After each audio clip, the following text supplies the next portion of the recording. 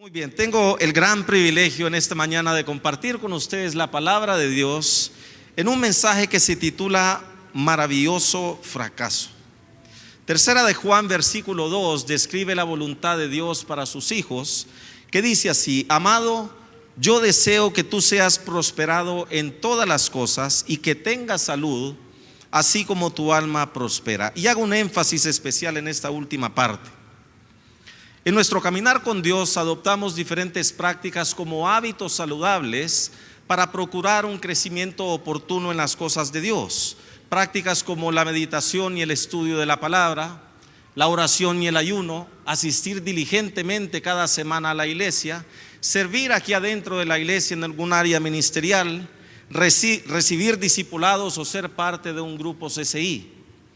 Y si bien es cierto que estas prácticas garantizan que vamos a tener un crecimiento espiritual, solo nos pueden llevar hasta cierto nivel y de ahí no podemos pasar, como si hubiera una especie de techo. Pero en la escuela de Dios existe algo que es trascendental para provocar un rompimiento de ese techo y para que nos podamos así subir más alto. Y una vez hemos pasado este algo, entramos en una dimensión espiritual más profunda y de mayor impacto, y que nos permite ser mucho más efectivos como instrumentos en la mano de Dios.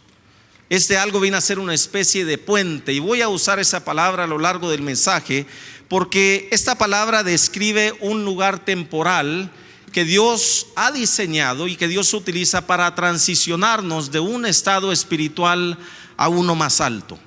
Y permítame decirle que no existe un tan solo cristiano que no llegue a este puente. Aunque siempre hay algunos que llegan y al no percibir la providencia de Dios, se apartan del Señor y en lugar de ir más alto, más bien retroceden. Lo curioso de todo es que este puente no es algo que buscamos voluntariamente. Es más, si pudiéramos decidir, creo que la mayoría de nosotros se daría la vuelta y diría: yo por este puente no paso. Pero Dios, quien inspiró al apóstol Juan, a escribir por medio del Espíritu Santo nuestro versículo de introducción: Amado, yo deseo que tú seas prosperado en todas las cosas y que tengas salud, así como prospera tu alma. Dios tiene como máxima prioridad para nosotros, sus hijos, que nuestra alma prospere. Una vez que alguien ha recibido a Jesús como Señor y Salvador, la prioridad número uno de Dios es formar a Cristo en su corazón. Y así es como nuestra alma prospera. Y con formar a Cristo me refiero a que su carácter sea formado y moldeado en nosotros. Pero a veces, para que nuestra alma prospere, para que Cristo sea formado en nosotros, debemos pasar por este puente. Y este puente al que me refiero no es el poder de Dios que viene como manto, como unción sobre un creyente para que pueda operar en lo sobrenatural de Dios. Me refiero a algo más sencillo pero más profundo. Y digo más sencillo porque no tenemos que hacer un gran esfuerzo para llegar ahí. Es más, esto es algo que atrae una atención que no es positiva hacia nosotros como cristianos. Y digo más profundo porque aquí es donde Dios hace su trabajo, su mejor trabajo con nosotros, para prepararnos para ser sus instrumentos. Y es que en la economía de Dios, y cuando digo economía no me refiero a aquello que se limita únicamente a lo financiero, sino a la forma de Dios de hacer las cosas. En la economía de Dios las cosas se hacen y se valoran de manera diferente. Lo que para el mundo natural es maravilloso, para Dios es un fracaso, como la Torre de Babel, por ejemplo. Y lo que para el mundo natural es un fracaso, para Dios es maravilloso. Y de aquí proviene el título de este mensaje: Maravilloso fracaso. En las Escrituras encontramos diferentes vidas que nos muestran este maravilloso fracaso en las manos de Dios. Y vamos a visitar primero la vida del profeta Jeremías para extraer algunos conceptos, y luego pasaremos más tiempo en una porción de la vida de Pedro para ilustrar cómo Dios hace este trabajo profundo de prosperar nuestra alma. Pero toma en cuenta que así como prospera tu alma, describe el método que Dios utiliza para que prosperemos en todas las cosas. Jeremías fue un hombre que vivió en medio de un pueblo rebelde y duro de corazón, a quien Dios envió a predicar un mensaje de salvación para que la gente corrigiera su mal camino y así evitaran la calamidad que les vendría. Pero fue un profeta a quien prácticamente nadie escuchó. No logró convencer a nadie. ¿Se imagina usted un hombre de Dios que es enviado por Dios a una ciudad a predicar el evangelio, permanecer ahí mucho tiempo, muchos años haciendo esta labor día tras día, y regresar únicamente para reportar que en todo ese tiempo nadie se convirtió al Señor y nadie se reconcilió con Él? Creo que todos diríamos: no, es que este muchacho pastor no tiene madera, hay que buscar a alguien más. Pero para el ministerio de alcance, y seguramente para la mayoría de nosotros, diríamos que un caso como este sería un verdadero fracaso. Usted conoce las cifras que se reportan después de cada visita misionera. Número de salvaciones, 130. Número de personas reconciliadas con el Señor, 50. Y esto es en un solo día. Pero el ministerio de Jeremías, no de un día, sino de 40 años, número de personas que se convirtieron al Señor, 0. Número de personas que se reconciliaron con el Señor, 0. Rotundo fracaso, diríamos.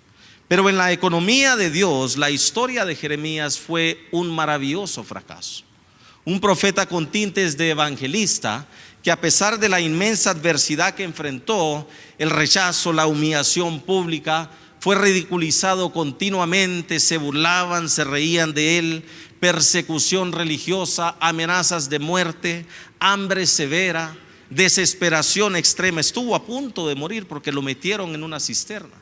Y dice la palabra de Dios en Jeremías 38 que en la cisterna no había agua sino lodo, y dice: y Jeremías se hundió en el lodo. No le llegaba hasta los tobillos, probablemente hasta la rodilla o hasta la cintura.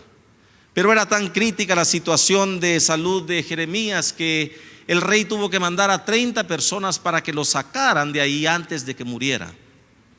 Cárcel, soledad, quebranto profundo. Pero a pesar de toda la adversidad que enfrentó, Jeremías siempre se mantuvo fiel a Dios y siempre le obedeció, aun cuando estaba a punto de tirar la toalla.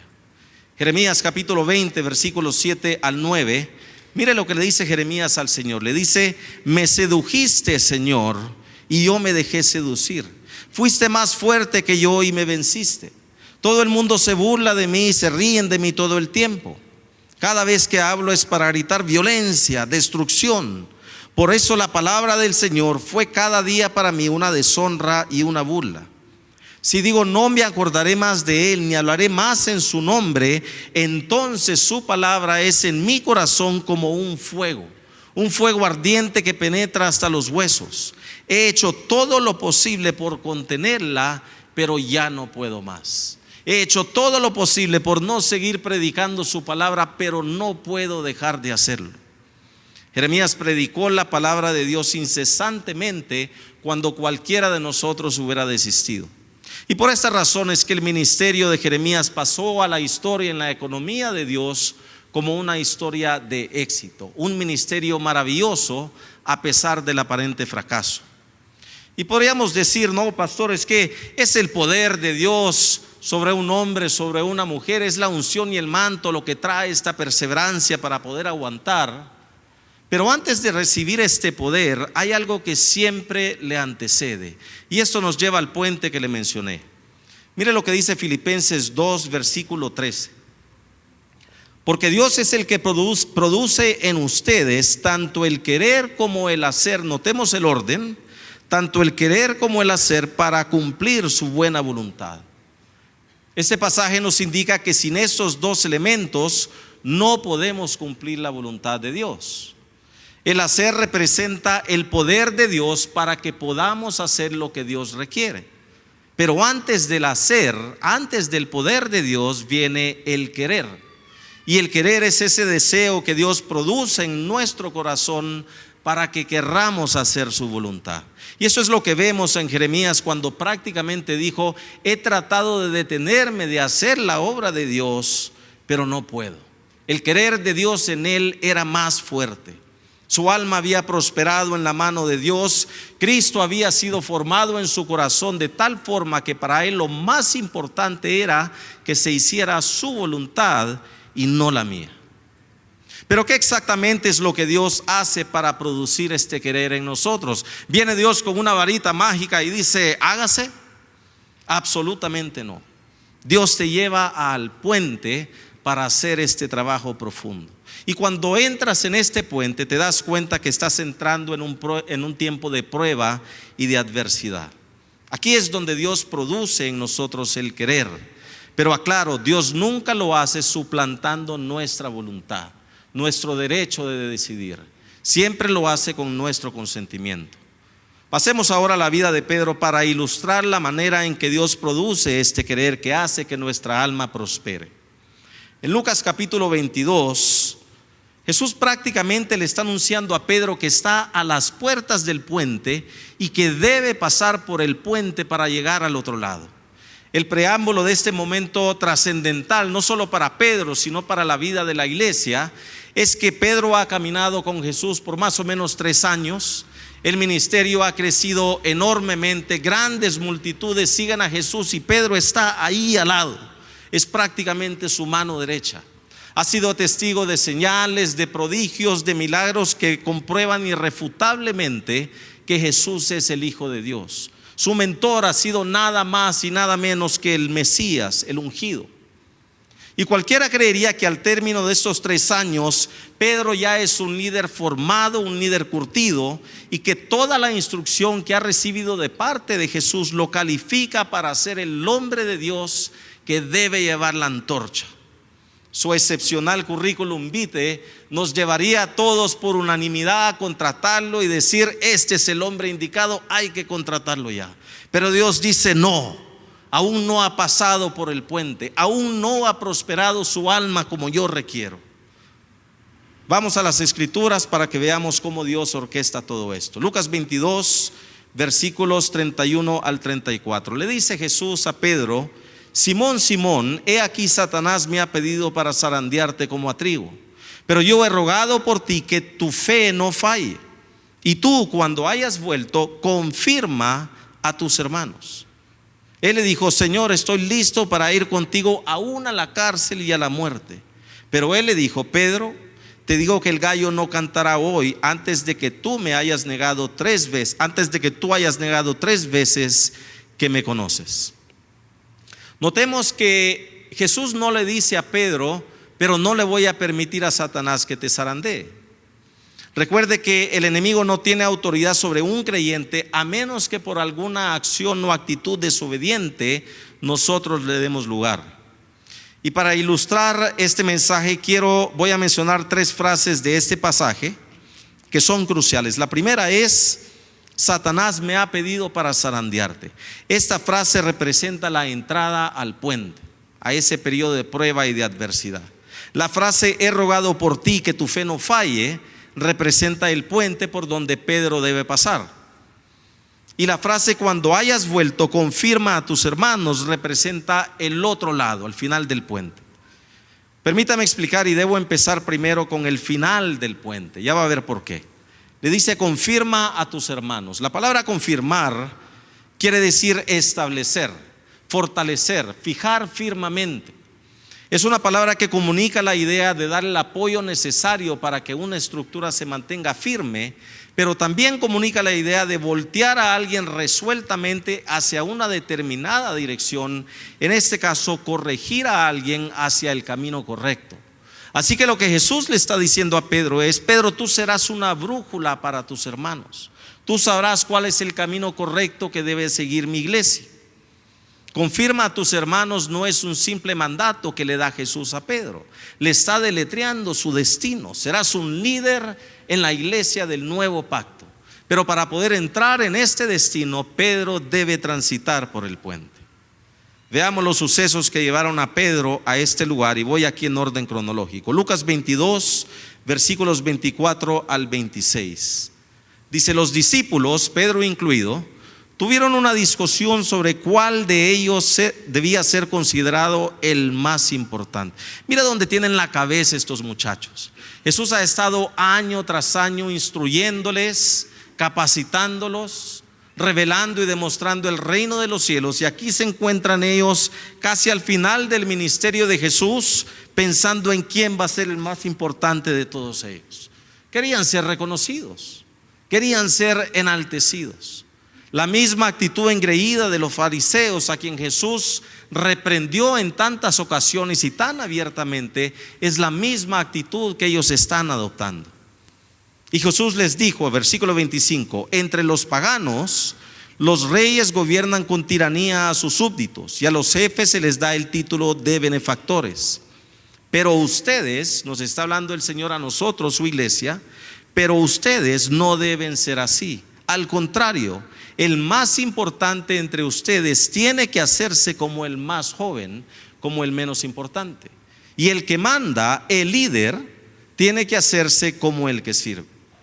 Jesús casi que le está diciendo a Pedro: esto lo estoy diciendo por ti, Pedro, porque tu corazón no está en el lugar indicado para que seas un líder. Veamos otro detalle importante de Pedro en Mateo capítulo 26, versículos 31 al 35. Esta misma noche dijo Jesús: todos ustedes me abandonarán, porque está escrito: heriré al pastor y se dispersarán las ovejas del rebaño. Pero después de que yo resucite, iré delante de ustedes a Galilea. Y mire lo que le dice Pedro. Le acaba de decir que está escrito, y es Jesús hablando. Y le dice Pedro: aunque todos te abandonen, yo jamás lo haré. Te aseguro, le dice Jesús, que esta misma noche, antes que cante el gallo, me negarás 3 veces. Y es hasta cómico lo que le dice Pedro. Insiste y le dice: aunque tenga que morir contigo, jamás te negaré. Ya empezamos a ver aquí los verdaderos colores de Pedro. Recuerde que en su currículum vitae, que Pedro mismo escribió, dice: yo, Pedro, caminé sobre el agua, el único entre todos los discípulos. Yo, Pedro, fue quien confesó que Jesús es el Cristo, el Hijo del Dios viviente. Y la respuesta que recibí de Jesús, sigo leyendo el currículum de Pedro, la respuesta que recibí de Jesús es: bienaventurado eres tú, Simón, hijo de Jonás, porque no te lo reveló carne ni sangre, sino mi Padre que está en los cielos. Y Pedro subraya en su currículum esa parte: fue revelado por mi Padre. Y también me dijo el Señor: y yo también te digo que tú eres Pedro, y sobre esta roca. Y las palabras de Jesús empiezan a acariciar el ego de Pedro. Sobre esta roca edificaré mi iglesia, y las puertas del Hades no prevalecerán en contra de ella. Y también el Señor me dijo: y te daré las llaves del reino de los cielos, y lo que tú, Pedro, lo que yo, Pedro, ate aquí en los cielos será atado, lo que yo ate en la tierra será atado en los cielos, y lo que yo, Pedro, la roca, desate aquí en la tierra será desatado en los cielos. Entonces, cuando Jesús les dice que todos lo abandonarán, el gran Pedro le dice: Señor, los demás sí, pero yo soy Pedro, Señor, la roca. Tú mismo lo dijiste: yo jamás te abandonaré. Es más, estoy dispuesto a dar mi vida por ti. Y Jesús probablemente piensa: necesito prosperar el alma de Pedro, porque si no lo hago, no va a poder prosperar en todo lo que tengo para él. Así como prospera tu alma, quiere decir en la medida en que tu alma prospera, así Dios desea que prosperes en todo lo demás. Porque si tu alma no prospera, querida iglesia, si el carácter de Cristo no es formado en ti, si Dios no produce en nosotros el querer como el hacer, cualquier prosperidad o incremento que venga a tu vida te puede desviar del plan de Dios y te puede destruir. Por eso Dios necesita prosperar tu alma, para que cuando llegues al destino, cuando entres en tu llamado, puedas tener el carácter, la madurez, la humildad, la templanza para soportar el peso, y para que no digas: fue mi propio brazo, mi propia habilidad y mi propio talento el que lo hizo, sino para que digas: fue Cristo en mí, la esperanza de gloria.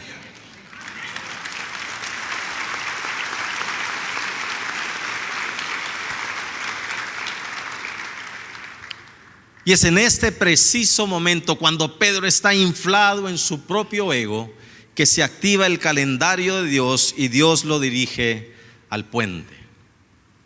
En su suprema economía, Dios tiene un calendario que es muy diferente al nuestro. Nuestro calendario es dictado por los meses del año, por las estaciones: invierno, verano, época de lluvia, época de invierno, enero, febrero, noviembre, diciembre. Pero el calendario de Dios se rige por tiempos. Eclesiastés 3, versículos 1 al 4, dice: hay un tiempo señalado para todo, se refiere al tiempo de Dios, y hay un tiempo para cada suceso bajo el cielo. Mire el calendario: tiempo de nacer y tiempo de morir, tiempo de plantar y tiempo de arrancar lo plantado, tiempo de matar y tiempo de curar, tiempo de derribar y tiempo de edificar, tiempo de llorar y tiempo de reír, tiempo de lamentarse y tiempo de bailar. Y Dios dice: Pedro, según mi calendario vas a pasar dificultad porque se acerca el tiempo de Dios de plantar, pero antes debemos arrancar. Se acerca el tiempo de Dios de edificar, pero antes debemos derribar. El calendario de Dios no es dictado por el tiempo que transcurre, es dictado por las cosas que deben cumplirse. Es tiempo, querida iglesia, de remover obstáculos en nosotros para hacer espacio para que Dios forme en nosotros lo que Dios quiere. El querer para hacer cumplir su voluntad, para que luego venga el hacer, el poder sobrenatural y el fuego de Dios. Así que el calendario de Dios indica que Pedro debe morir. Debe morir a la carne, debe morir a su deseo de vanagloriarse, debe morir a su deseo de ser el más grande, el más importante, debe morir al deseo de depender de su propia habilidad, sabiduría y entendimiento. Las hierbas malas que crecieron junto al trigo en el corazón de Pedro, ¿recuerda la parábola del trigo y la cizaña? Esas semillas y hierbas malas que el enemigo plantó para desviar a Pedro del plan de Dios deben ser arrancadas. Estas raíces alimentan el ego de Pedro y por eso Pedro debe morir. Si Pedro no muere, no puede fortalecer a sus hermanos. Si Pedro no muere, no puede ser el líder que Dios necesita. Miren lo que dice Juan 12, versículo 24. Ustedes saben que el grano de trigo no produce nada a menos que caiga en la tierra y muera. Y si muere, da una cosecha abundante. Pero debe morir primero, esa es la condición. Es temporada de muerte para Pedro, es temporada de purificación. Dios lo debe despojar de todo lo que Pedro quiere para que solo quede lo que Dios quiere. En algún momento Pedro vio de lejitos el huerto de Getsemaní cuando Jesús estaba allí. Ahora Pedro lo debe conocer íntimamente. ¿Conoces, querida iglesia, el huerto de Getsemaní? Aquí es donde Jesús modeló para todos nosotros lo que debe ser siempre la postura de nuestro corazón. Sea tu voluntad, Señor, siempre y no la mía. Lo que tú quieres, Señor, es más importante que lo que yo quiero. Aquí es donde Dios produce en nosotros el querer de Dios. Y llega el momento en que Jesús es arrestado y tal y como Él lo predijo, todos, incluyendo el gran Pedro, la roca, todos lo abandonan. Y llevan a Jesús a casa del sumo sacerdote y Pedro lo sigue de lejos y logra meterse en el patio exterior de la casa del sumo sacerdote. Se sienta alrededor de una fogata junto con unos guardias y otra gente, y de repente una mujer le dice: tú estabas con él. Y le dice Pedro: mujer, yo no lo conozco. Primera vez. Poco después un hombre le dice: tú eres uno de ellos. Hombre, le dice: no lo soy. Una hora después otro le dice: seguro que ese estaba con él, además es de Galilea. Y Pedro le dice: hombre, no sé de qué hablas. Pedro no solamente abandonó a su Señor en su momento de mayor prueba, lo negó públicamente 3 veces. Lucas capítulo 22, versículo 60 en su segunda parte al 62. En ese mismo momento, mientras Pedro aún estaba hablando, cantó un gallo.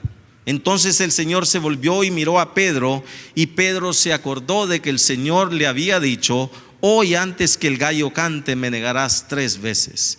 Y salió Pedro de ahí y lloró amargamente. Aquí Pedro entra en su propio huerto de Getsemaní.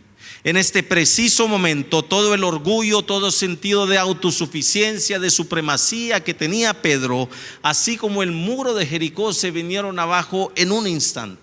El gran Pedro ha muerto, su alma ha caído. Qué fracaso, diríamos, qué desastre. Y no decía Pedro que era cristiano. Pero es justo aquí en el polvo, donde Dios empieza a hacer lo maravilloso. Pedro se desmorona a pedazos y Dios toma cada pedazo y empieza a formar al nuevo Pedro, esta vez a la imagen de Cristo. Miremos cómo lo hace. Amén, aleluya.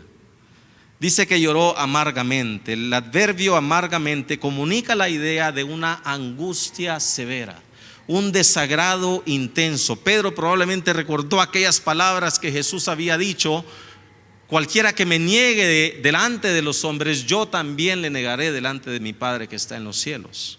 Amargamente es una palabra que está asociada con dolor, con pena o arrepentimiento, pero es mucho más que una tristeza. Es un dolor profundo en el alma. Es una especie de dolor como de luto que te corta y te purifica. Pero además es una palabra que funciona como una bisagra entre el fracaso y el perdón, y que demuestra que el arrepentimiento que está sintiendo Pedro en ese momento es genuino, que la contrición que tiene en su corazón es sincera. Y este suceso, sabiendo que Dios lo ha orquestado para prosperar el alma de Pedro, nos prepara para su restauración. El calendario de Dios ahora dice: es tiempo de plantar y edificar. Y sobre esta roca, había dicho Jesús, edificaré mi iglesia. Pero ahora Pedro se da cuenta que la roca no es él. Pronto se dará cuenta que la roca es la revelación que recibió del Padre, que Jesús es el Mesías, el Hijo del Dios viviente. Pronto entenderá que él no es nada más que un instrumento.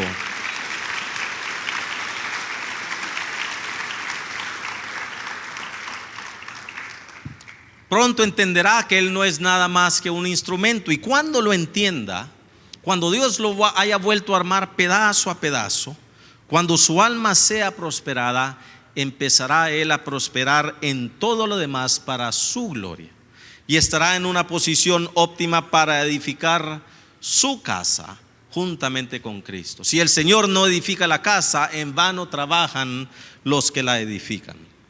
Y así como Pedro negó a Jesús 3 veces, Jesús lo restaura 3 veces. Aquí es donde lo vuelve a armar. Dice la palabra que estaban pescando algunos, incluyendo Pedro, y Jesús llega a la orilla y les grita: ¿tienen algo de comer? Estaba muy lejos y los discípulos no se dan cuenta que es Jesús y gritan: no. Y dice Jesús: tiren la red al otro lado para que pesquen algo. Y le hacen caso, y de repente tiran la red y se va llenando la red de tal cantidad de peces que no la podían sacar del mar. Y en una de esas Juan se da cuenta que es Jesús y le dice a Pedro: Pedro, es el Señor.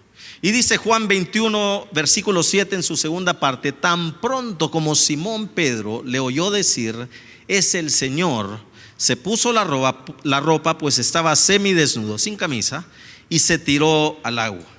¿Se imagina usted la velocidad de las palpitaciones del corazón de Pedro en ese momento? ¿Se imagina lo que estaba sintiendo luego de lo que pasó? Y llega a la orilla, luego llegan los demás, se ponen a comer, y dice Juan 21, 15 al 19: cuando hubieron comido, Jesús dijo a Simón Pedro: Simón, hijo de Jonás, ¿me amas más que a estos?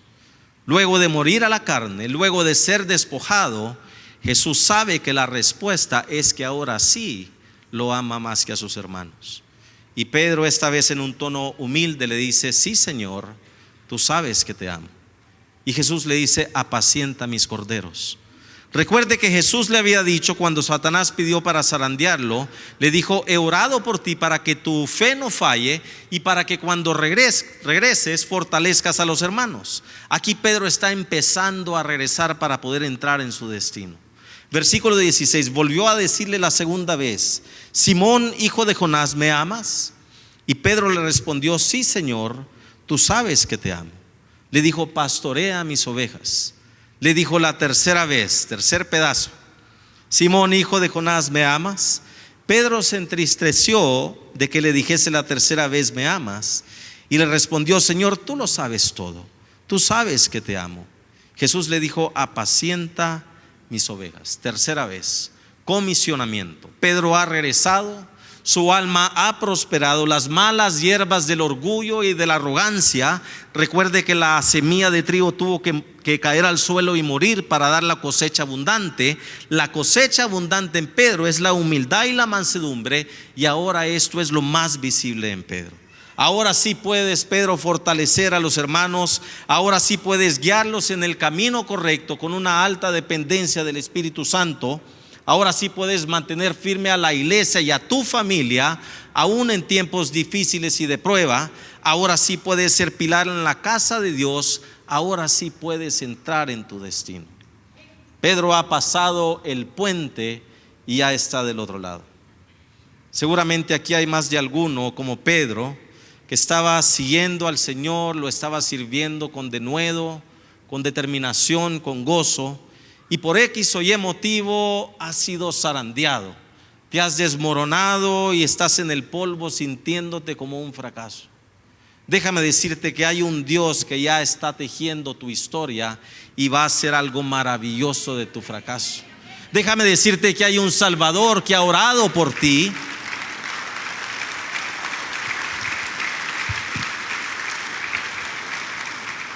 Déjame decirte que hay un Salvador que ha orado por ti para que tu fe no falle, y si tú se lo permites, Él hará todo lo posible para prosperar tu alma, para que seas restaurado y afirmado, y para que puedas entrar en tu destino y en tu llamado. Así lo dice Primera de Pedro capítulo 5 y versículo 10.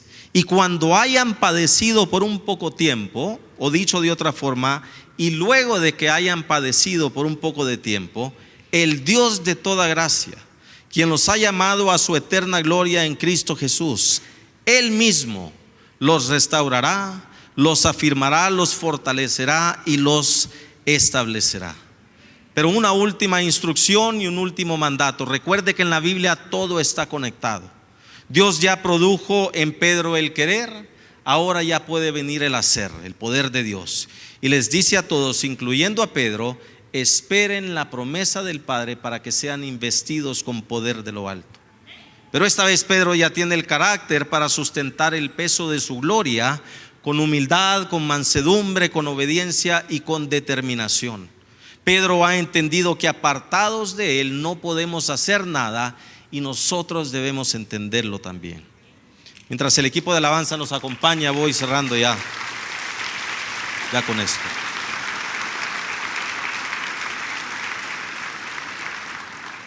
Pero recuerda, querida iglesia, que cuando Dios hace este trabajo, Dios no trata necesariamente con el mal fruto. Cuando digo mal fruto me refiero a ese comportamiento pecaminoso que todos vemos. Dios se va directo a la raíz. ¿Qué pasa cuando un árbol tiene un mal fruto y cortas ese mal fruto? Vuelve a crecer otro. Pero ¿qué pasa cuando te vas directo a la raíz y secas la raíz? No vuelve a salir ese mal fruto. Y una vez que Dios corta esa raíz mala, esa hierba mala, empiezas a prosperar en todo aquello que antes no podías. Así es como Dios prospera el alma, para que puedas prosperar en todo, y más que todo para que siempre estés en una posición de fortalecer, dirigir, afirmar, animar y corregir a los hermanos en la iglesia, en tu familia, en el trabajo o con tus amigos. Y cuando finalmente estés del otro lado y veas para atrás en tu historia, verás que aquello que consideraste alguna vez como un fracaso, luego de que Dios hiciera algo maravilloso, lo recordarás con afecto como un maravilloso fracaso. Por favor, póngase de pie. Padre, te damos gracias que la medida del reino de los cielos es diferente. Porque no hay persona aquí, Señor, que no haya estado en este lugar de fracaso. Pero el Dios de toda gracia, aquel que está sentado en el trono, pero aquel que también deja las 99 y se va por la que está perdida. Señor, tú fuiste en busca de cada uno de nosotros. Hay personas aquí que no te conocen, Señor. Quiero decirte, hermano, hermana, que el Señor te está llamando para que vengas a sus pies, porque te quiere restaurar, porque te quiere prosperar. Estás en el polvo, permite que Dios te levante. Y Señor, los que ya estamos en tu familia, en tu reino, Padre, si hay alguien aquí que está en ese lugar, Señor, de dificultad, en ese lugar donde somos zarandeados, donde nuestra identidad como cristianos se ve afectada en gran medida, Señor, te pedimos en el nombre de Jesús que fortalezcas, que animes a estas personas y que les recuerdes que tú mismo los levantarás, los fortalecerás, los establecerás, porque tú eres fiel. Padre, te damos gracias, Señor, por tu palabra que es verdadera, que siempre nos edifica y nos instruye. Y todo esto, Señor, lo oramos en el nombre glorioso de Cristo Jesús. Amén.